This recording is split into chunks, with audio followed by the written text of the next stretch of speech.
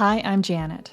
After years of trying to figure out the film industry, making some gains, only to see them dwindling away, I finally got my shit together and I made $85,000 my first year in the film industry in Los Angeles. Creating a career in film does not need to be a struggle. You can start in your city. I want to teach you my process and teach you how to do it.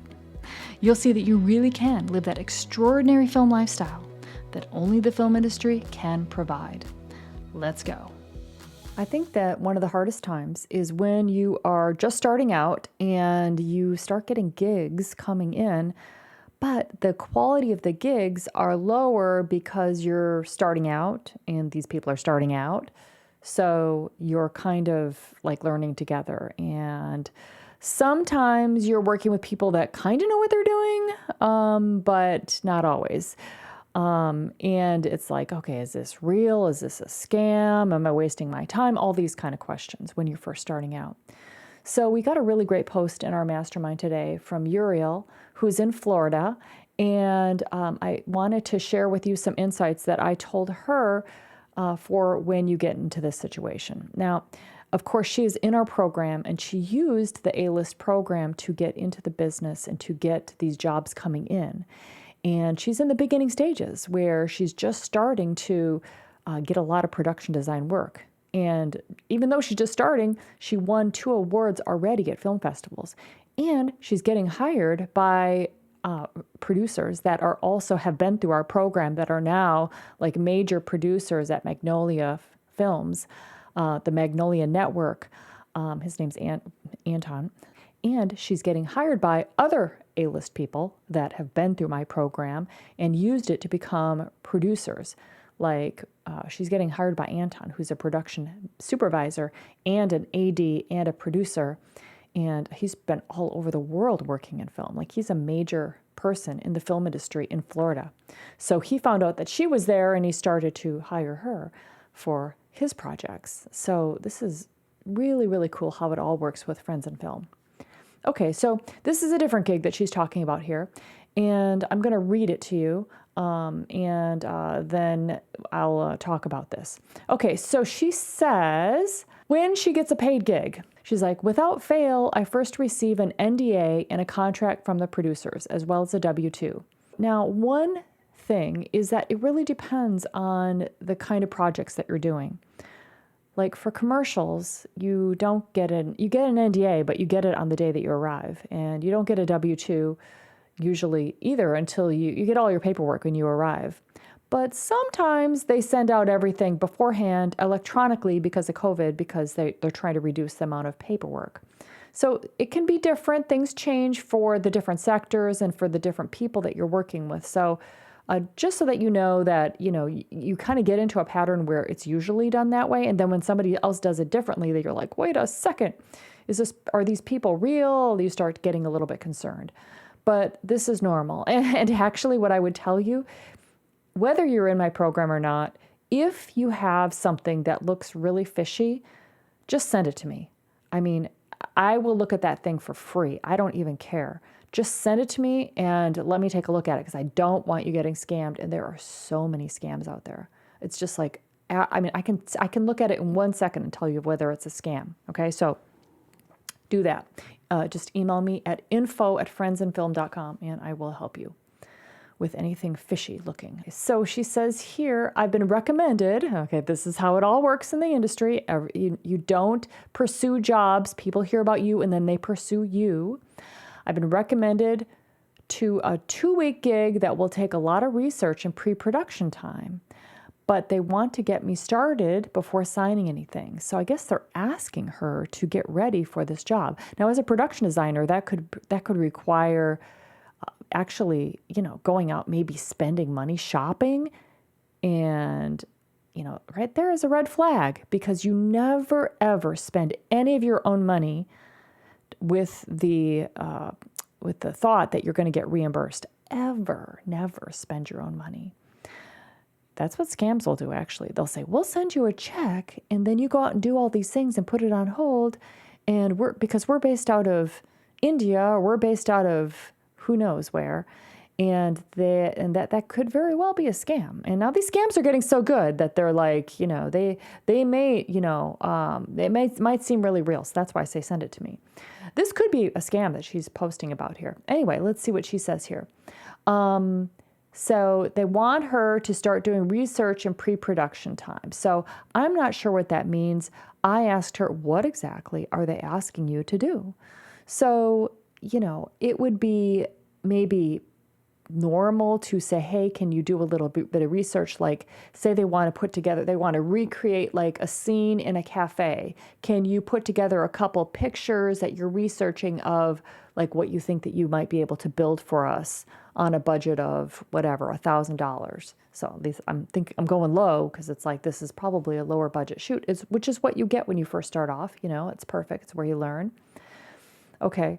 So she says, having the modules, because she's in the A-list program and everything, I checked everybody and everything to see if it could be a scam, but the company and the professionals involved are all solid. Okay, that's what she says. But I would say, okay, you can do your research, but you should just call them up. I mean, if this is real, of course, just call them up and talk to them. These important conversations should not be happening over emails. Scams will do it over emails, but you should be able to talk to the production supervisor, the director, if you're a production designer, the producer, if you're a production designer, all those people. So that's 3 different people, 3 different phone numbers, and they should just give it to you, no problem. One thing that I can't say enough is, you guys, don't be afraid. Don't be afraid of production. Don't be afraid of the people. You asking questions, you having these conversations is how you do a good job. You need to have this information. That's you doing your job. The scams will make it seem like, you should be scared to ask questions, but never. This is the biggest thing, I think, that people make a mistake. They don't want to upset the apple cart or make it seem like they should know this already. And because they're unsure, they don't ask the questions, or they don't want to bother people. This is a production that people's careers are based on. And they care very much. And if you want to have a conversation, they're going to get on the phone with you. Everybody would. The producer, the director, the first AD, and the production supervisor, the coordinator, all those people. Anybody that's involved in the production will get on the phone with you. So don't feel weird about it at all. It's very important to them that this thing goes smoothly. So whatever questions you have, you need to ask. Okay, so she thinks that they are solid, but I'm asking her, hey, what did you do? Now she's saying it might be that they're not super professional and not used to paid gigs, or they have bad intentions regarding the payment.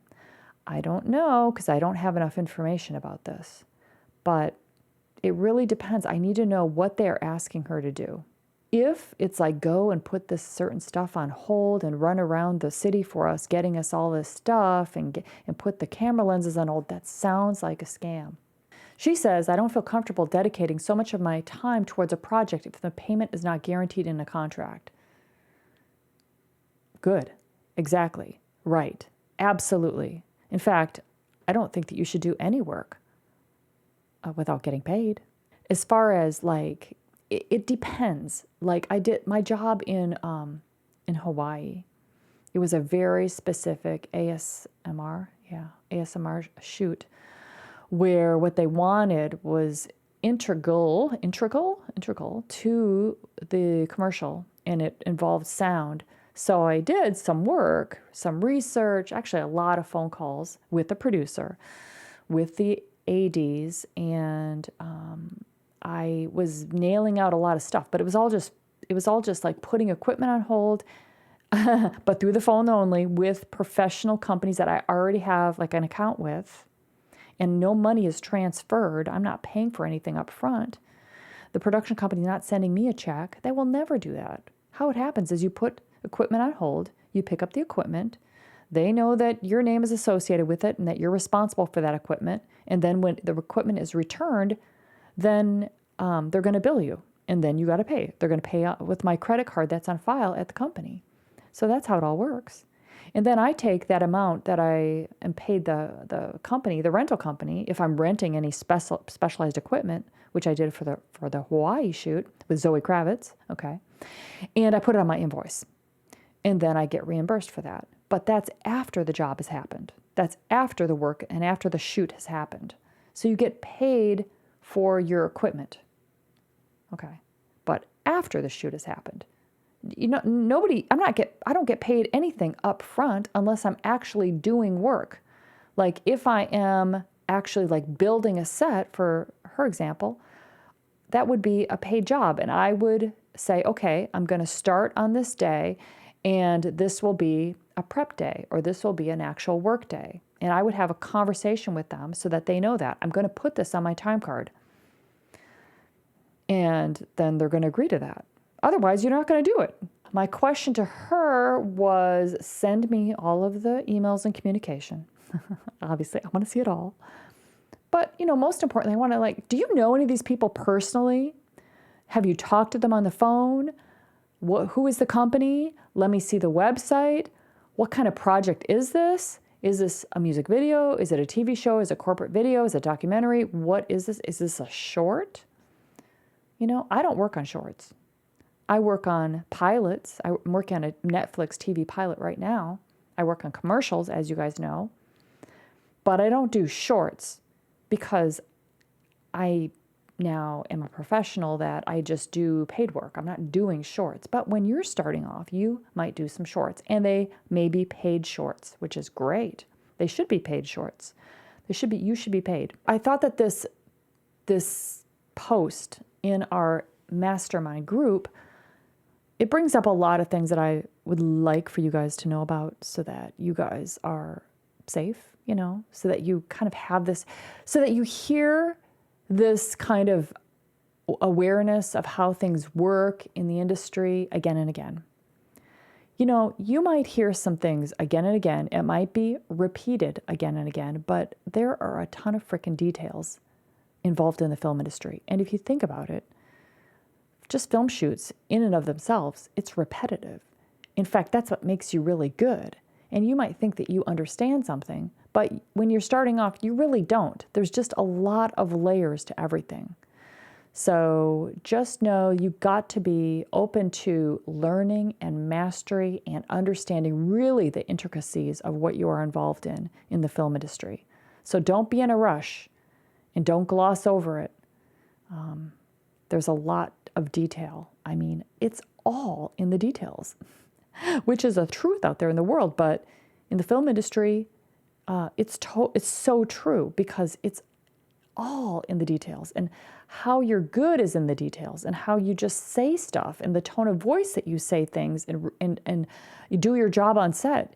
It's all in the details. Now, of course, the details are how you say things, how you fix things, how you come up with solutions, all depends on your thinking. So it's also a lot of awareness of how you're thinking. And it's a lot of mind work. It's a lot of that mind game, that inner game, all that good training that you guys can get out there that's all over the place. That's a big part of being successful in the film industry. No kidding. So if people poo-poo that, like, oh, it's all just personal development, that's a huge deal. Because if you go into an audition thinking, oh, I hope I don't suck, then you're going to suck. If you are afraid to talk to people on set, then you're not going to get anywhere. If you think that you know it all and you're a little bit arrogant, well, that's also a thought error, and you're going to come across that way, and people are going to say, get the fuck out of here. So it's all thought work. It's all having a great attitude, and it's all, having your own back at the same time, and knowing that you can be successful and that you are nurturing your own growth and abilities. And also knowing that this career, it is yours. Like you're doing it. It's not like, oh, I hope this happens for me. It's like, no, I've already decided that this is what I'm going to do with my life. I'm doing this. Now I'm going to get all of the training that I need to be able to do it successfully. But I'm very excited about my career, and I know I've got this. Yes. All right. So thank you so much for the wonderful conversation. And I will talk to you guys all very soon. Okay. Bye, everybody. Thanks for listening today. And if you have a moment, could you please leave me a review? I would love that. And make sure you head over to friendsandfilm.com/join and sign up for my free mini course on what you need to know to find opportunities and start making film and acting work come to you. I'll see you next week.